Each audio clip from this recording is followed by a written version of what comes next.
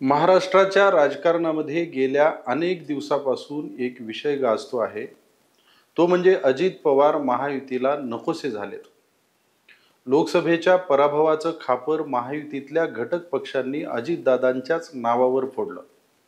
त्यानंतर भाजप आणि शिंदे सेनेच्या अनेक नेत्यांनी अजितदादा गटाला टार्गेटही केलं. अजितदादा गटाकडूनही त्याची प्रत्युत्तरं दिली गेली. सुरुवातीला याचं स्वरूप सौम्य वाटत होतं, पण आता मात्र अजितदादा यांनी महायुती सोडली अशाच प्रकारचं चित्र दिसतंय. काय आहेत त्याची कारणं?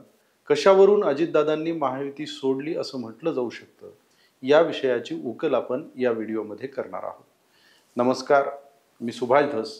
तुम्ही पाहत आहात जनप्रबोधन. प्रधानमंत्री नरेंद्र मोदीजींनी मध्य प्रदेशातील एका सभेमध्ये राष्ट्रवादी काँग्रेसच्या विशेषतः अजितदादा पवार यांच्या भ्रष्टाचाराचा नावाने उल्लेख केला. पण 2-4 दिवसांनीच दादांना स्वतः प्रधानमंत्री मोदी यांनी स्वतःच्या मांडीवर घेतलं. हा विषय महाराष्ट्रातील जनतेला पटला नाही आणि त्यामुळं लोकसभेच्या मतदानामध्ये महायुतीला फटका बसला. अशा प्रकारची चर्चा संघ परिवार आणि भाजपची इतर मंडळी यांनी केली. त्याचवेळी मंत्री छगन भुजबळ यांनी देखील विरोधी पक्षांनी जो सातत्याने प्रचार केला त्यामुळे जो नरेटिव्ह सेट झाला त्याचा परिणाम म्हणून महायुतीला फटका बसल्याचं सांगितलं. खरं म्हणजे या दोन्ही गोष्टी महायुतीला फटका बसण्यास कारणीभूत होत्याच, पण पराभवाचं नेमकं कारण कोणतं यावर महायुतीतल्या पक्षांमध्ये एकमत झालं नाही. उलट ते एकमेकांवरच हा विषय अजूनही ढकलू लागलेले आहेत. अलीकडे हा वाद जास्तीचा चिघळलेला आहे. शिंदे सेनेचे मंत्री तानाजी सावंत यांनी राष्ट्रवादी काँग्रेसच्या नेत्यांबरोबर बैठक झाल्यानंतर बाहेर येताना उलट्या कराव्याशा वाटतात अशा प्रकारचं खोचक विधान काही दिवसापूर्वी केलं. त्याचबरोबर भाजपचे प्रवक्ते गणेश हाके यांनी भाजपाची राष्ट्रवादी काँग्रेस बरोबरची युती हा असंगाशी संघ असल्याचंही विधान केलं. यावरून भाजप आणि शिंदे सेना हे अजितदादांना महायुतीच्या बाहेर जायला प्रवृत्त करत आहेत असाही अर्थ निघू शकतो. मागच्या 2-3 महिन्यात अनेक वेळा महायुतीतल्या पक्षाचे प्रवक्ते आणि नेते सुद्धा एकमेकांना भिडल्याचं देखील आपण पाहिलेलं आहे. पण त्यामध्ये विशेषतः अजितदादांना टार्गेट केलं जातं हे लपून राहिलेलं नाहीये आणि त्याचमुळे अजितदादांनी काही निर्णय घेतलेले दिसत आहेत. अजितदादांनी महायुती सोडण्याची मानसिकता केलेली आहे याची काही उदाहरणं देखील आपल्याला सांगता येतील. नुकतीच दादांनी जनसंवाद यात्रा महाराष्ट्रामध्ये काढली. त्या यात्रेमध्ये दादांनी सर्व तयारी स्वबळावर केली. कार्यक्रमांमध्ये महायुतीच्या घटक पक्षाचा झेंडा देखील वापरला नाही. अनेक जिल्ह्यांमध्ये घटक पक्षांचे जिल्हाध्यक्ष देखील दादांच्या स्वागताला देखील आले नाहीत.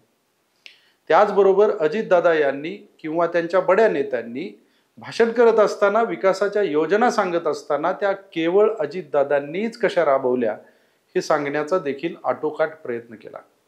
एकंदरीत महायुतीतल्या इतर पक्षांचा उल्लेख करणं जनसंवाद यात्रेमध्ये कटाक्षाने टाळलं गेलं. याचा अर्थ अजितदादांच्या मनामध्ये महायुती सोडण्याचे निश्चित झालंय का असा प्रश्न उपस्थित केला जाऊ शकतो.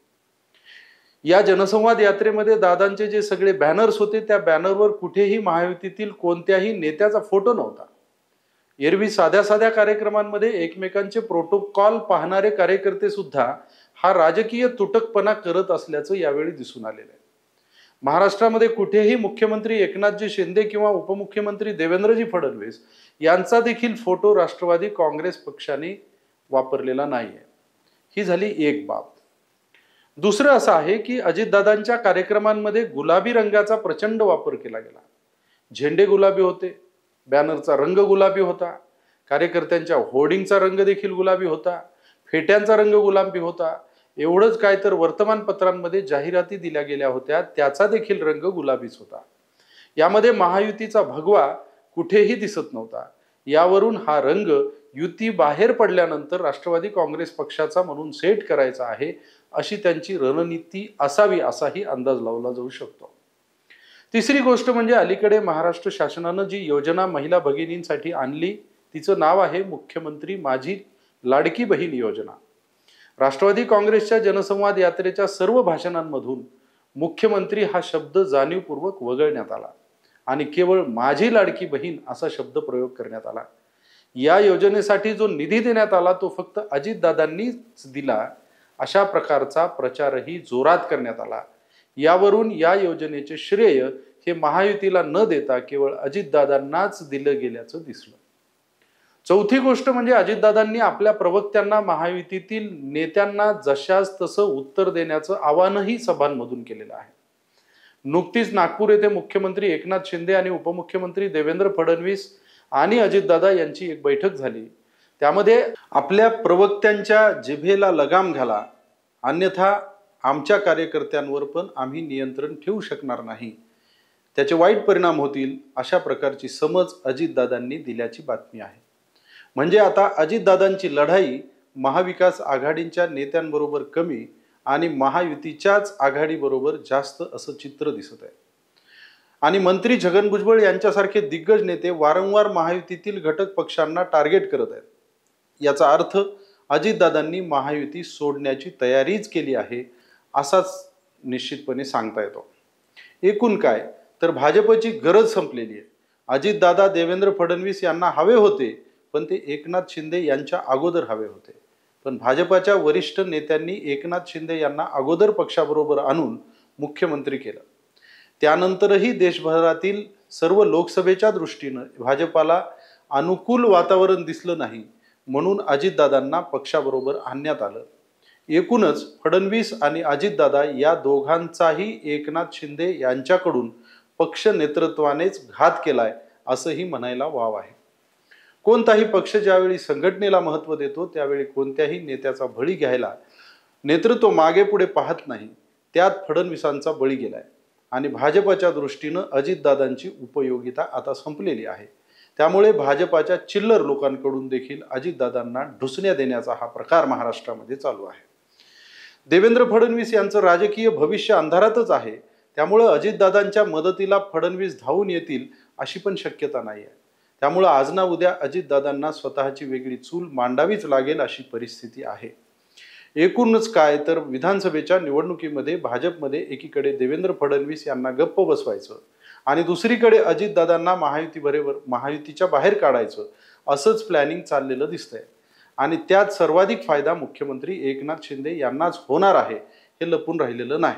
पण कधी शरद पवार साहेबांच्या कूटनीतीला बळी पडून बदनाम व्हायचं, तर कधी भाजपाच्या यूज अँड थ्रो नीतीचं शिकार व्हायचं, अशी वाईट वेळ अजितदादांवर आलेली दिसते। त्यामुळे स्वतःचं अस्तित्व वाचवण्यासाठी अजितदादांना महायुती सोडणं याशिवाय कोणताही पर्याय आत्ता तरी दिसत नाही। दादा महायुतीबरोबर राहतील का महाविकास आघाडीबरोबर जातील, का स्वतंत्रपणे एखादी आघाडी करतील, का एकटेच लढतील? या सर्व प्रश्नांबाबत तुम्हाला काय वाटतं ते जरूर कमेंट करून कळवा। चॅनल जरूर सबस्क्राईब करा। धन्यवाद।